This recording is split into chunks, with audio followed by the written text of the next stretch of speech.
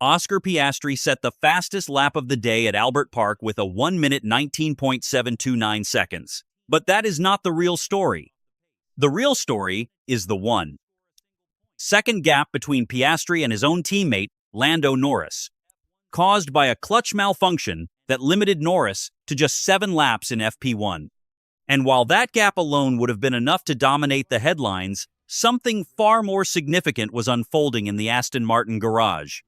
A crisis that could reshape their entire 2026 season before it has even properly begun. 2 practice sessions just rewrote the entire competitive order of 2026. Friday at Albert Park was supposed to be a routine learning day for the new 2026 regulation era. Instead, it quickly turned into a technical stress test across the grid. The new power unit architecture introduced this season places a far greater emphasis on electrical energy deployment, fundamentally changing how teams must manage performance across an entire lap. Early in FP1, both McLarens were buried in the timing sheets, struggling with balance issues and tire warm-up inconsistencies that left engineers puzzled. The car that would later set the pace looked nowhere near competitive in the opening hour. Then came the soft tires in FP2, and everything changed. Piastri suddenly unlocked pace that nobody had seen coming, vaulting to the top of the timesheets and exposing a gap that was as revealing as it was dramatic. Breaking down Piastri's 1:19.1729 requires understanding what the 2026 regulations actually demand from a driver. Under the updated power unit rules, energy deployment through the electrical system plays a much larger role in acceleration phases, particularly on circuits like Albert Park, where exit traction determines most of the lap time. What Piastri appeared to master in FP2 was the ERS mapping balance between battery discharge and rear axle traction control. Look at the onboard footage from turn 14 leading onto the main straight. The McLaren remains stable under throttle with minimal rear oscillation, a clear indication that the team has tuned their MGUK torque delivery curve to smooth the power spike that many other teams struggled with. This is where Piastri's naturally smooth throttle application becomes a genuine performance advantage. His driving style extracts peak performance from a power unit that requires precise energy management. Norris, by contrast, often relies on aggressive corner exit rotation, which may overload the new clutch and torque delivery system. That internal dynamic inside McLaren, one driver perfectly suited to the car's demands, the other fighting against them, is one of the most compelling storylines of the early 2026 season. Norris's Friday became a textbook case of how quickly things can unravel in modern Formula One. A clutch malfunction in FP1 limited him to just 7 laps, and in the 2026 era, missing that data window is devastating. Drivers rely heavily on lap 2.lab battery state modeling, and without that information, the energy recovery system becomes unpredictable. That is why Norris finished over 1 second slower than Piastri despite driving the same car. But there is a deeper question here. If a clutch failure can appear on day 1 of the new regulation cycle, what does that indicate about the reliability margins McLaren are operating within? The new systems are complex, the tolerances are tight, and qualifying will push everything to its absolute limit. The clutch issue may have been an isolated incident, or it may be the first visible crack in a larger reliability concern. While the McLaren drama dominated attention, Mercedes arrived quietly and positioned themselves as perhaps the most dangerous team on the grid.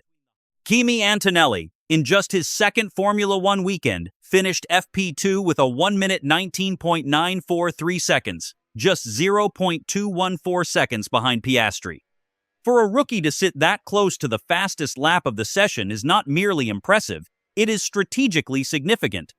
Mercedes has historically excelled at energy management efficiency, and early telemetry suggests their power unit delivers more stable battery regeneration during braking zones. Watch the braking phase into turn 3. Antonelli's car remains incredibly planted under deceleration, indicating strong rear stability from the hybrid braking system. This matters because Albert Park rewards cars that can recover electrical energy without destabilizing the rear axle.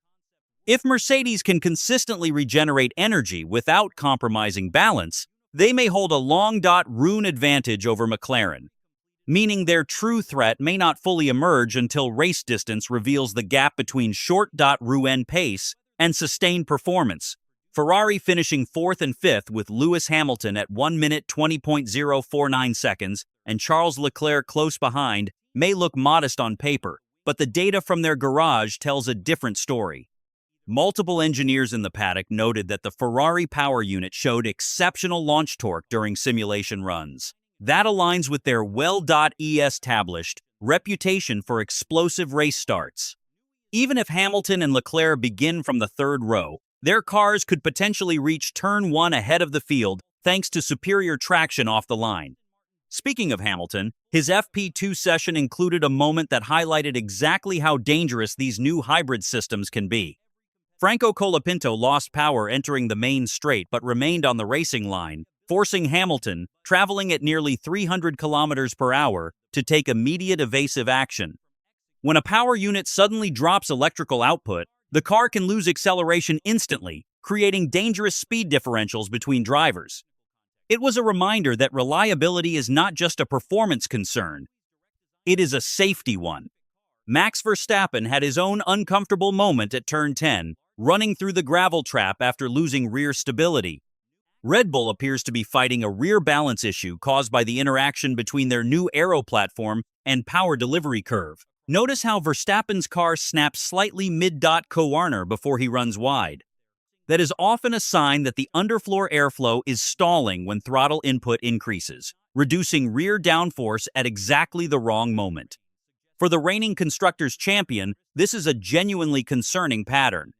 A setup issue rooted in the fundamental interaction between aerodynamics and power delivery is not easily solved with a wing adjustment overnight. If Red Bull cannot stabilize the rear underthrottle before qualifying, Verstappen will be fighting the car rather than his rivals. One of the most unexpected performances of the day came from rookie Arvid Lindblad of Racing Bulls, who finished 8th overall, outperforming several established midfield teams. His lap time suggests that the Racing Bulls chassis may have a very efficient low-drag configuration, allowing it to carry speed through Albert Park's long straights. For a driver in his first season, running inside the top 10 ahead of more experienced names is a result that demands attention going forward. The biggest story of the entire day, however, was unfolding in the Aston Martin garage long before the lap times were finalized. Team principal Adrian Newey's side admitted they had been caught off guard by the condition of their Honda power unit. That is an extraordinary statement. Fernando Alonso finished the day with a 1 minute 24.662 seconds, more than 5 seconds off the pace set by Piastri. That gap is not aerodynamic, it is almost certainly mechanical or electrical. When a power unit arrives with reliability concerns, teams run extremely conservative engine modes, reduced electrical deployment, lower combustion output, and minimal stress on the hybrid system. The result is a massive performance deficit during practice sessions, but the implications go far beyond a single Friday's lap times. Aston Martin built their entire long-term championship strategy around this Honda technical partnership. They recruited Newey, constructed a state-of-the-art factory, and committed enormous resources to this project. Power unit development in Formula One follows multi-year cycles due to homologation restrictions.